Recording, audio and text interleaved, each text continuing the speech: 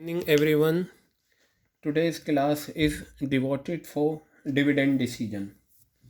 ये हमारा last topic है फाइनेंशियल मैनेजमेंट का। डिविडेंड डिसीजन क्या होता है हम देखते हैं।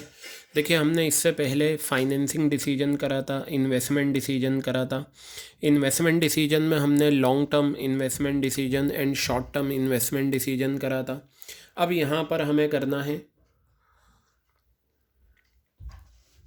Dividend decision. ठीक है, तो देखते हैं डिविडेंड डिसीजन क्या होता है।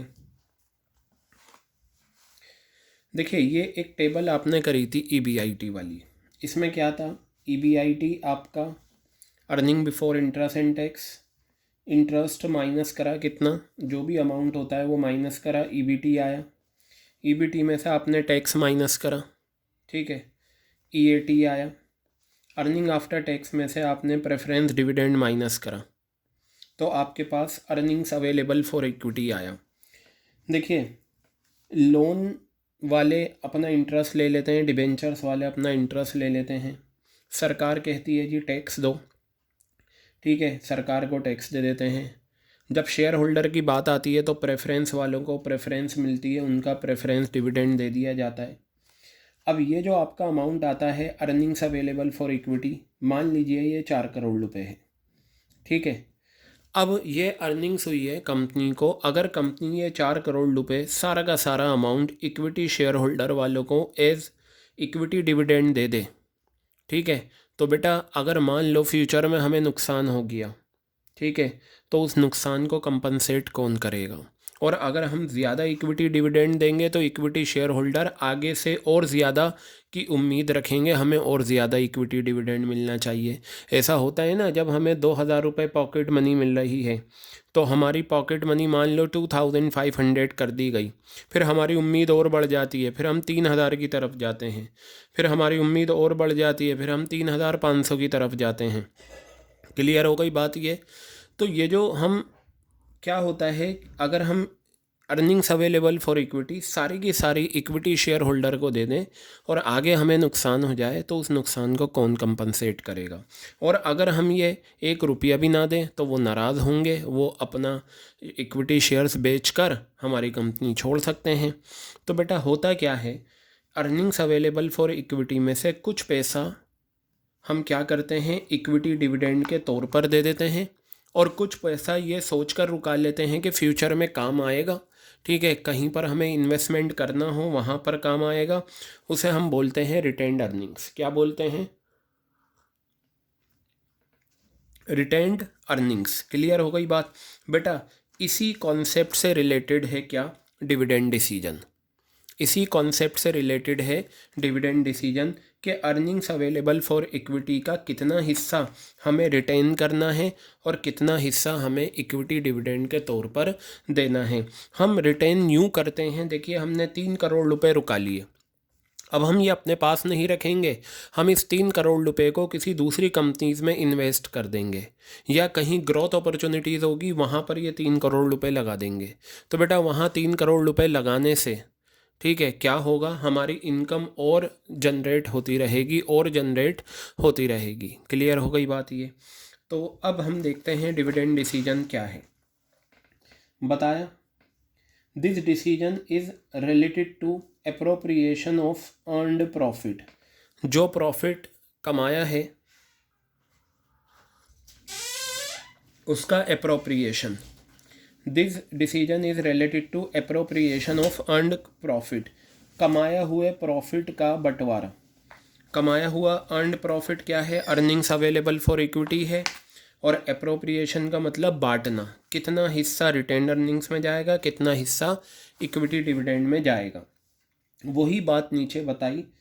इसका मतलब होता है हाउ मच, कितना, to retain in the business, कितना हमें बिजनेस में रिटेन करना है, यानी कि रिटेन्ड अर्निंग्स होगा, और कितना हमें डिस्ट्रीब्यूट करना है शेयर होल्डर में डिविडेंड के तौर पर, यानी कि ये शेयर होल्डर कौन है, इक्विटी वाले, और ये डिविडेंड क्या है, इक्विटी डिविडेंड। क्लियर हो गई बात। तो बताया प्रॉफिट का वो पार्ट। अब यहाँ जो ये प्रॉफिट की बात हो रही है ना बेटा, ये profit earnings available for equity है। क्लियर हो गई बात। प्रॉफिट का वो पार्ट जो बिजनेस में रिटेन किया जाता है, जिसे हम रिटेन्ड अर्निंग्स बोलते हैं, ये रही रिटेन्ड अर्निंग्स, इज़ रिसाइकल्ड, दोबारा से हम उसे लगा देते हैं, री इन्वेस्ट कर देते हैं, और इससे क्या होता है, फर्म की फ्यूचर अर्निंग कैपेसिटी बढ़ जाती है। 3 करोड़ रुपए मैंने किसी दूसरे बिजनेस में लगा दिए तो ये पैसा मेरा मल्टीपल होता जाएगा और मैं कई करोड़ रुपए कमा सकता हूँ। आगे बताया द रेस्ट ऑफ प्रॉफिट्स, ठीक है,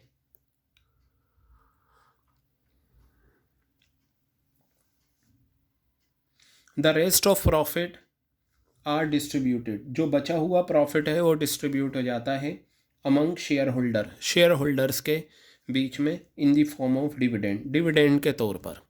क्लियर है बात।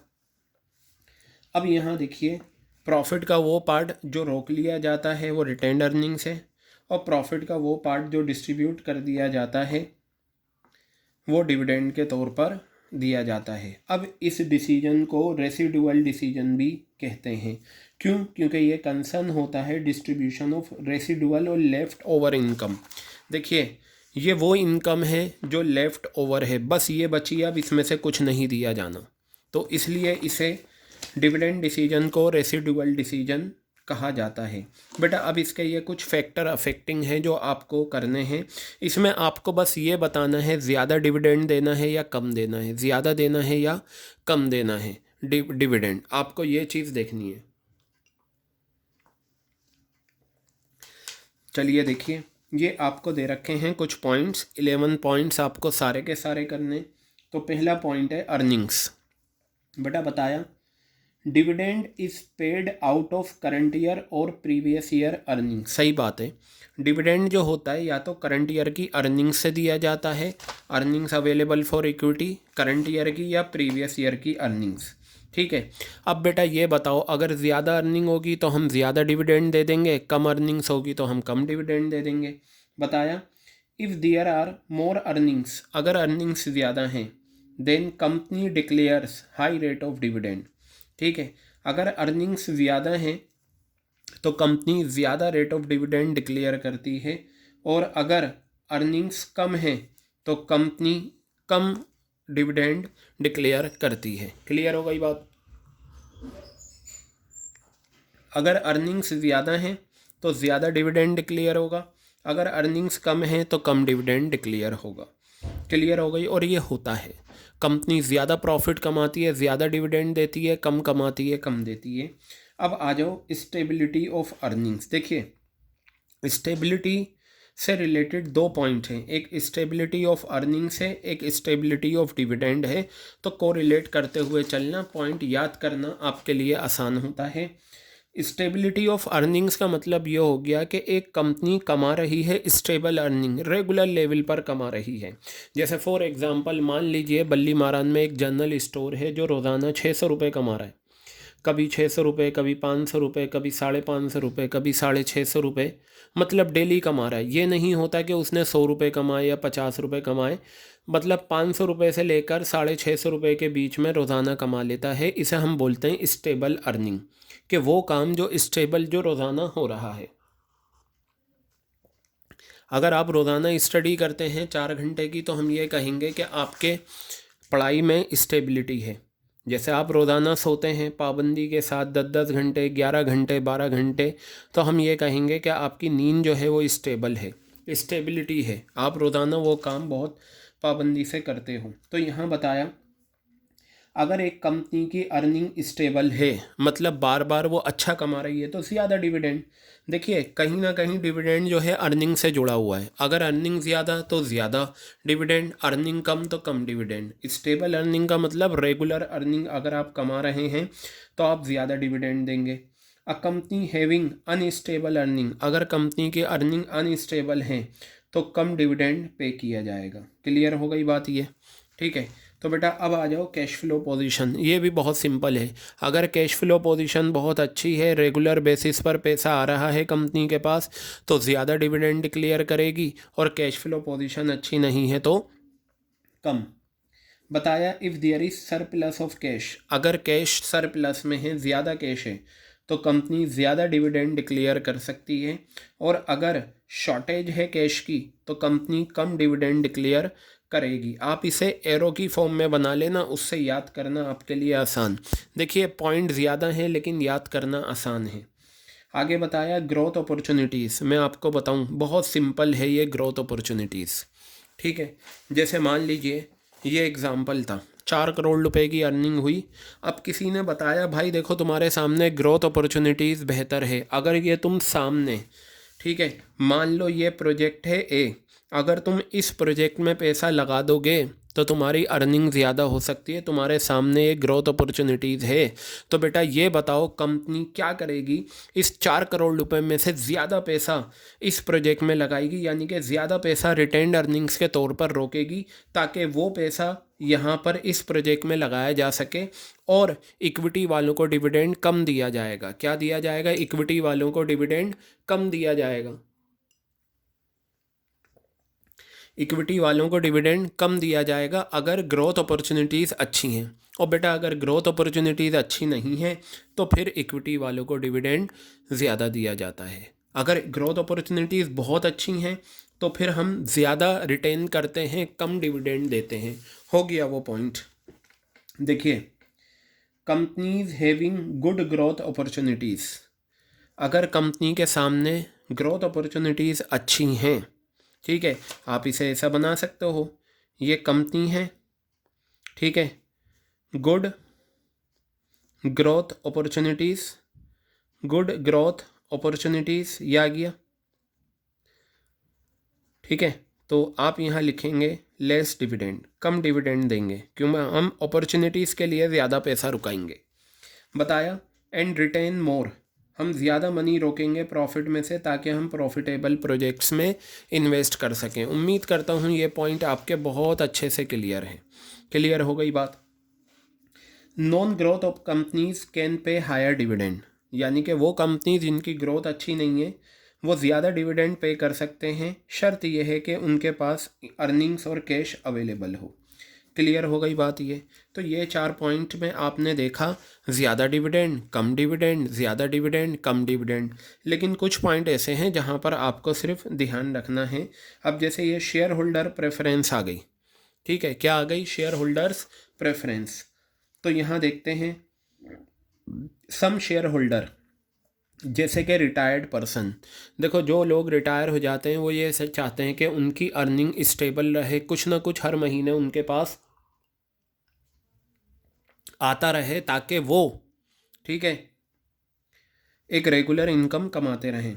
तो कुछ शेयर होल्डर होते हैं जो रिटायर्ड होते हैं, वो रेगुलर इनकम चाहते हैं। रेगुलर इनकम का मतलब डिविडेंड फ्रॉम दियर इन्वेस्टमेंट, ठीक है, मतलब रिटायर्ड पर्सन ये चाहते हैं कि उन्हें रेगुलर इनकम मिले, अगर उन्होंने शेयर्स ख़रीदे हैं तो उन पर रेगुलर डिविडेंड मिले।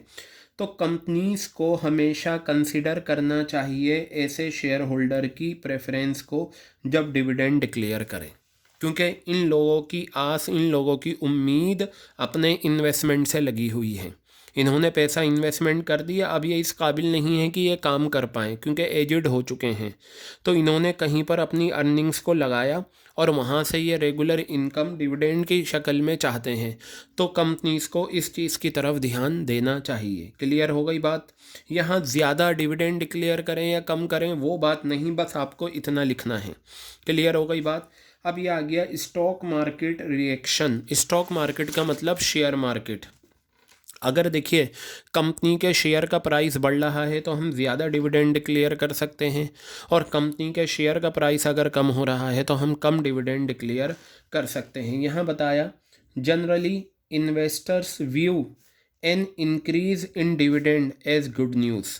अगर जनरली ऐसा होता है कि इन्वेस्टर्स देखते हैं डिविडेंड का बढ़ना एक अच्छी न्यूज़ है उनके लिए। और याद रखना, डिविडेंड में अगर इंक्रीज़ होता है इसका मतलब कंपनी के शेयर का मार्केट प्राइस बढ़ गया, और इसका उल्टा क्या होता है, अगर डिविडेंड कम डिक्रीज़ हो रहा है तो इसका मतलब कंपनी के शेयर का मार्केट प्राइस कम हो रहा है। क्लियर हो गई बात ये। तो अब देखते हैं next point, contractual constraint. Constraint का मतलब होता है बैरियर, ऑब्स्टेकल, रुकावट, ठीक है। अब ऑब्स्टेकल देखिए, when companies take long term loan, जब कंपनीज लॉन्ग टर्म लोन लेती है, ठीक है। जब कंपनीज लॉन्ग टर्म लोन लेती है तो जो फाइनेंसर होता है जिसने फाइनेंस दिया है वो कुछ रिस्ट्रिक्शंस लगा देता है, कंस्ट्रेंट लगा देता है distribution of dividend per, and companies को वो कानून, वो कंस्ट्रेंट फॉलो करने पड़ते हैं।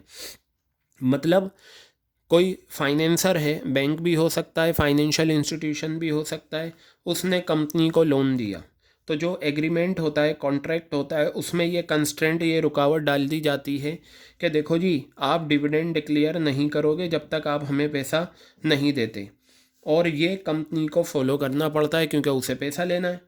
Dividend can not violate the terms and conditions of the loan agreement, ठीक है, विद अ फाइनेंशियल इंस्टीट्यूशन। ठीक है, डिविडेंड नहीं, यहाँ पर कंपनी लिखो। कंपनी वायलेट नहीं कर सकती terms and condition loan agreement की फाइनेंशियल इंस्टीट्यूशन के साथ। क्लियर है। अब आ जाओ, नेक्स्ट पॉइंट है taxation policy. The rate of dividend also depends upon taxation policy of the government. सही बात है।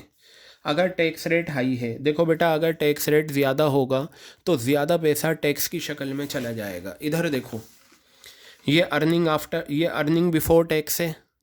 अब यहाँ हमें टैक्स देना है। क्या देना है? टैक्स देना है। तो अर्निंग बिफोर टैक्स में से जब हम टैक्स देंगे, अगर ये टैक्स रेट ज़्यादा है तो ये ज़्यादा आएगा। जब ये ज़्यादा आएगा तो अर्निंग आफ्टर टैक्स आपके पास कम बचेगा। अर्निंग आफ्टर टैक्स अगर आपके पास कम बचता है तो इसका मतलब अब आपके पास कम अर्निंग आफ्टर टैक्स आया है, इसका मतलब आप डिविडेंड भी कम देंगे। तो बताया, अगर टैक्स रेट ज़्यादा है तो कंपनी प्रेफर करती है कम डिविडेंड दे, और अगर टैक्स रेट लो है तो कंपनी ज़्यादा डिविडेंड देती है। देखो बेटा, टैक्स रेट कम होगा तो ये अमाउंट कम आएगा तो अर्निंग आफ्टर टैक्स ज़्यादा आएगा। तो जब अर्निंग ज़्यादा आएगा तो कंपनी ज़्यादा डिविडेंड दे देगी। लेकिन जब टैक्स रेट ज़्यादा होगा तो ये अमाउंट ज़्यादा आएगा और अर्निंग आफ्टर टैक्स कम हो जाएगा। जब अर्निंग कम हो जाएगी तो टैक्स कम दिया जाएगा। वही पॉइंट यहाँ पर ये बताया गया।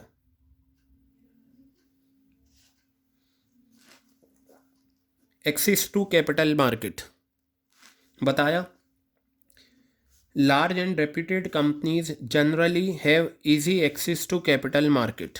ठीक है, लार्ज और रेप्यूटेड कंपनीज जो हैं उनका एक्सेस होता है capital market pay higher dividend and depend less on retained earnings. जो बड़ी बड़ी कंपनीज होती हैं वो ज़्यादा डिविडेंड देती हैं।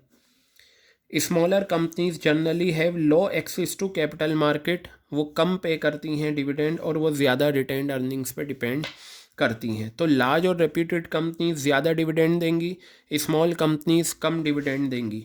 अब आ जाओ स्टेबिलिटी ऑफ डिविडेंड।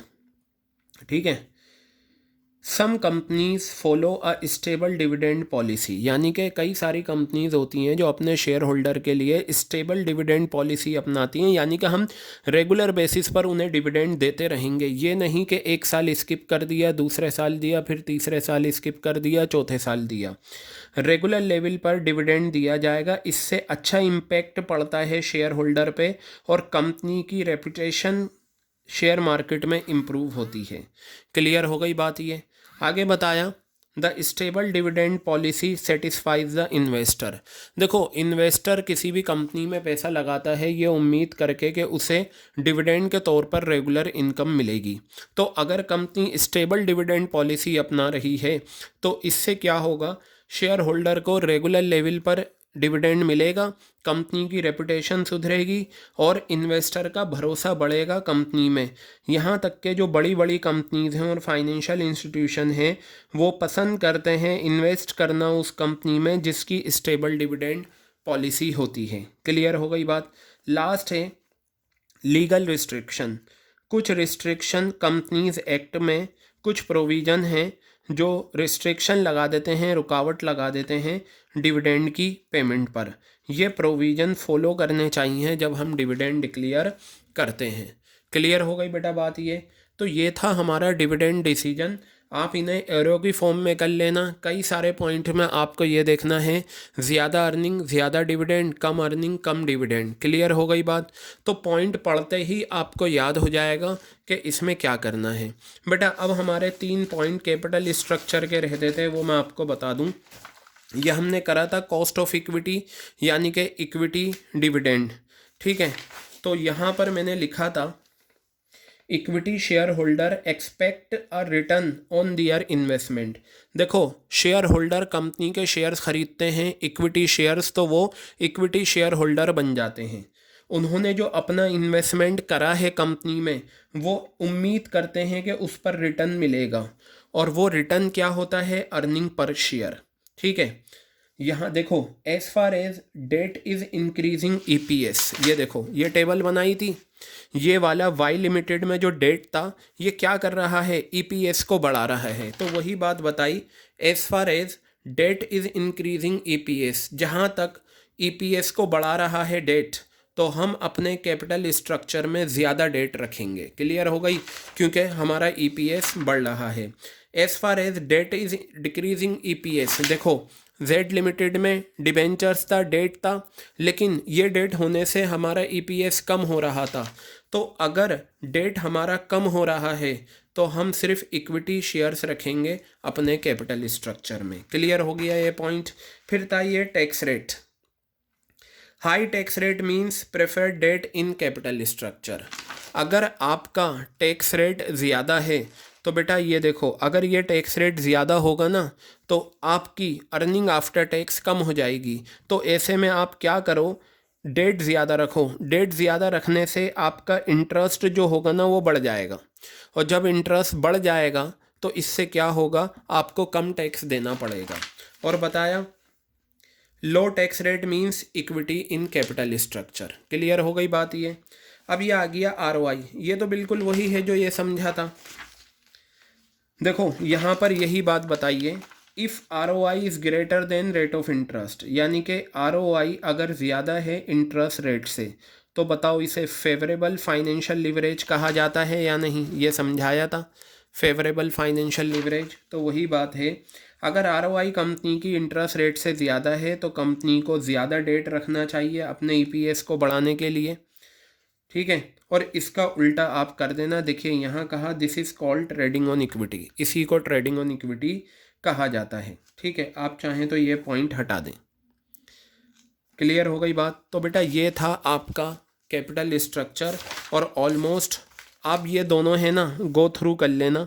ये बिल्कुल सिंपल वो हैं जो मैंने कॉन्सेप्ट आपको समझाया है। ठीक है, तो बेटा ये था आपका फाइनेंशियल मैनेजमेंट, जो हमने कवर अप कर लिया है। कंप्लीट फाइनेंशियल मैनेजमेंट का टॉपिक हमारा हो चुका है। इस टॉपिक को बहुत अच्छे से देखो। अगर इसमें आपको कोई पॉइंट समझ में ना आए, you can ask me again and again, लेकिन इस पॉइंट को बहुत अच्छे से करना, क्योंकि ज़्यादा वेटेज है और आसान है, बड़ा है, लेकिन ईजी है। ठीक है।